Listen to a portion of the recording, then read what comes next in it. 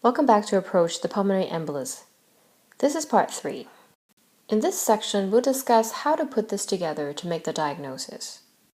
We start off by deciding the patient's risk. They can be very low risk, or high risk, depending on what risk category the patient is in. We will use different tests to rule in or rule out a PE. In the very low risk patient, we will use a rule known as the PERC rule. In the patient with low risk, we will use the D-dimer test. And in the high risk patient, we rely on imaging. We'll discuss this in detail.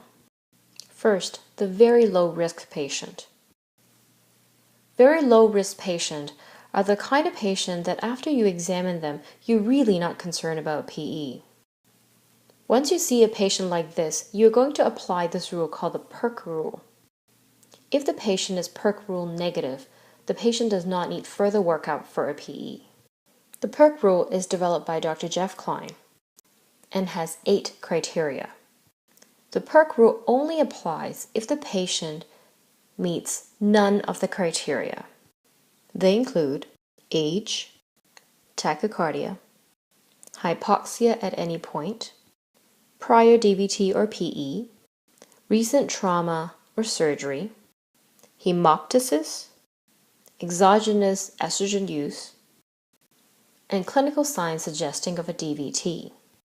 If the patient has none of these criteria, and your clinical suspicion is that the patient has a low probability of having a PE, then you can stop your PE workup at this point.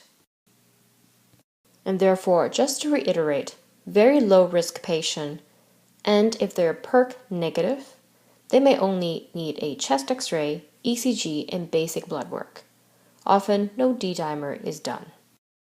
Now that we know what to do with the very low risk patient, let's turn our attention to low risk and high risk patients. Once we divide the patient into low risk or high risk categories, we can decide to use the D-dimer to rule out PE in patients who are low risk. A negative D-dimer will rule out PE in patients who have low risk. The question is therefore, who are our low-risk patients? We use different scoring systems to decide whether the patient is low or high risk based on their clinical presentation. There are 2 main scoring systems, the Wells score and the Geneva score. We will discuss the Wells score here. The Wells score is a series of questions that we score about the patient's clinical presentations. They include the following: clinical signs and symptoms compatible with the DVT, which give the patient 3 points, tachycardia, which give the patient 1.5 points, immobilization more than 3 days or surgery in the past month, which give the patient 1.5 points, previous venous thromboembolism, 1.5, hemoptysis and malignancy that's active also give the patient 1 point each. Then we tally up the score. There are different ways to interpret the score, and here is one of them. In a patient with 4 or less than 4 in the total score, the patient is deemed low risk for a PE. If they have more than 4 on the Wells score, they are deemed high risk. If the patient is low risk, we discussed before we can use the D-dimer to help us. If the patient is low risk by the Wells score and their D-dimer is negative, our workup for the PE stops here. If the patient is low risk but their D-dimer is positive, they need to go on for further confirmatory imaging. If the patient's score is more than 4, then he or she is deemed high risk for PE. High-risk patients cannot be ruled out with a negative D-dimer.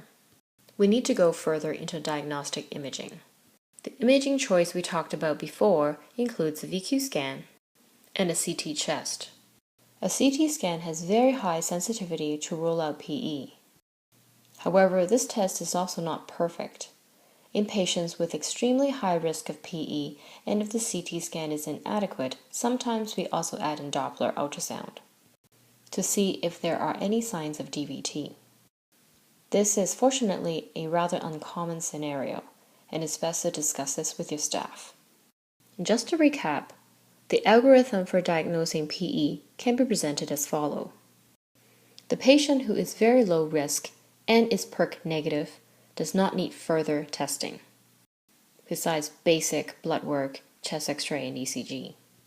Then we use a clinical decision scoring system, either Wells or Geneva score, to split the patient into either low or high risk. In the low risk patient, a D-dimer should be drawn. If it is negative, our workup stops here. We're also mentioned here the very low risk patient who is not PERC negative. They usually get lumped in with the low risk group by the Wells criteria. For the patients who are low risk, and if their D-dimer is positive, we will go on to do imaging. In the high risk patient, we do not use a D-dimer to reassure us. We often go straight to imaging. We'll talk a little bit about treatment. The treatment of the patient with a PE starts with ABC. We want to ensure that their airway is patent, their ventilation and oxygenation is adequate, and we want to make sure they're not hypotensive.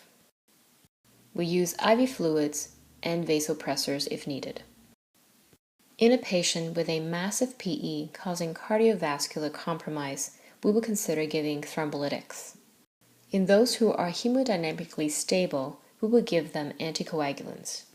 They can include heparin, low molecular weight heparin, and then bridging into warfarin or any other oral anticoagulants. In summary, we discussed the diagnostic approach to PE. PE sometimes is very tricky to diagnose, as patients often can have atypical symptoms and presentations. We need to maintain a low index of suspicion.